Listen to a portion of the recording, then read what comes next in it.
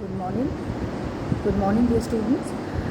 Today we'll be talking about soliloquies in Hamlet. Now, you might have heard about, I'm sure that you have heard about William Shakespeare's play Hamlet, and of course, you also might be knowing what is a soliloquy.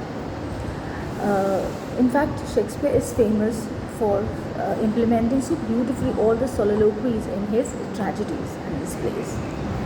A soliloquy is a discourse made by one in solitude, or it may also be defined as thinking aloud. Now, A.C. Bradley remarked about Shakespeare's soliloquies.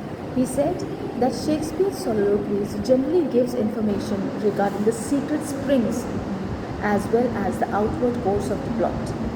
He has made frequent use of soliloquies in his plays, and they include some of his greatest writings. So, the soliloquies of Hamlet, Iago, and Macbeth are the very famous ones. Now, Hamlet's soliloquy stand out as an essential pillar of the dramatic structure. In these speeches, Hamlet, with relentless sincerity, settles accounts with himself in thoughts that spring from the very depth of his being.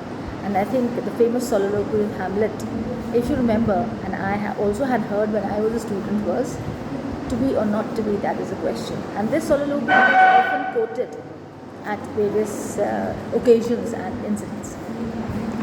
Now, there has been one critic, John Holloway, who opined that Hamlet's soliloquies are foremost in bringing the idea of the delay to our notice. But the stress on delay in the soliloquies also show how Hamlet is preoccupied with his role, a role undertaken by him with what might almost be termed preordained course and end. So the delay here, what John Holloway is talking about is, you already know another term for it is procrastination. Because Hamlet was addicted to procrastination. Procrastination means when you repeatedly keep on thinking or making a decision and you're not able to do that. So overthinking leads to a delay in the decision. Now, Hamlet is also appalled at the frailty and inconsistency of women as represented by his mother, and he is world weary. He wishes that suicide was not contrary to the church law and gives himself over to the passionate condemnation of his mother's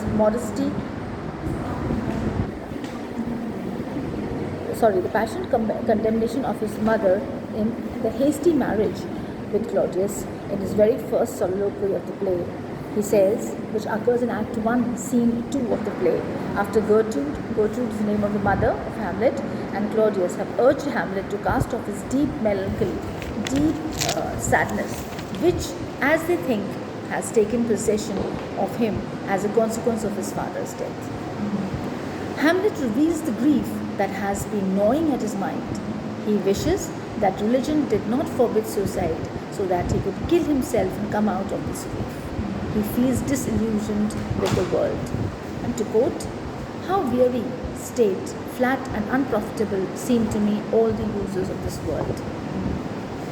He deplores the fact that his mother has remarried barely 2 months after the death of his father to a man much more inferior than his own father or senior Hamlet.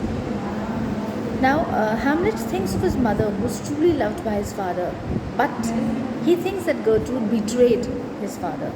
He ponders that all the women are not faithful. I mean, this is generalization that is being made. They're not faithful. And he loses his equilibrium and vents all his anger on womankind.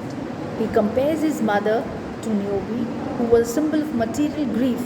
Like Niobe, she has turned stone-hearted and has forgotten her grief. Hamlet feels that even a beast would have mourned a longer time the death of a husband, as was not done by Gertrude, his mother. Hamlet considers this marriage as an incestuous affair. He says that his uncle could not be compared to his father, as he can't compare himself to Hercules. Hamlet's heart is breaking. He has no friends in whom he can have his faith. This grief in him has no pathetic outlet, but he feels that he has to control himself to be normal. Now, this is the first soliloquy we discuss. Now, the second soliloquy, Hamlet occurs in Act 1, Scene 5. After the ghost leaves Hamlet. The ghost, I think you already know if you have read the play, that it's a ghost of senior Hamlet, Hamlet's father, and who just comes, in fact, reveals, and you know that reveals that how he was killed by Claudius, because Claudius has put a poison, his uncle has put a poison in his ears while sleeping. So supernaturalism also play a very integral part and integral role in Shakespearean tragedies. So in Act 1, in the second soliloquy which occurs in Act 1, Scene 5, the ghost leaves Hamlet, having charged him with the duty to take revenge upon the murder of his father. Hamlet is on the verge of breakdown. His muscles have immediately grown old and still. He has grown of age within a second. His mind is distracted, he has lost his mental equilibrium, and now he will only remember the ghost's last words.